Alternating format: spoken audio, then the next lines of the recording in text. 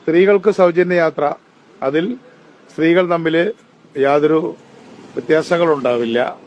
പാവപ്പെട്ടവരെന്നോ പണക്കാരെന്നോ ഉദ്യോഗസ്ഥരെന്നോ അങ്ങനെയൊന്നുള്ള വ്യത്യാസം, APL BPL വ്യത്യാസങ്ങളൊന്നുമില്ല.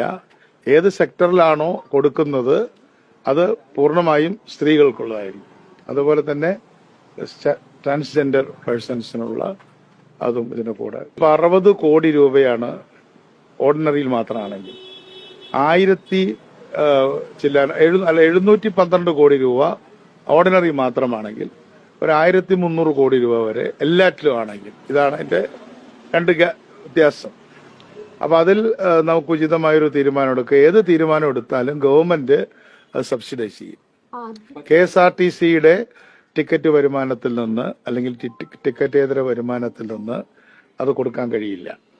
കാരണം KSRTC ഇപ്പോൾ തന്നെ ശമ്പളത്തിനും പെൻഷനും വേണ്ടി ഗവൺമെന്റ് ഏതാണ്ട് 125 കോടി രൂപ പ്രതിമാസം കൊടുത്തുകൊണ്ടിരിക്കുകയാണ്.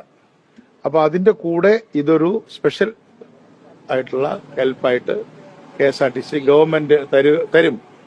ഗവൺമെന്റിന്റെ പ്രോഗ്രാം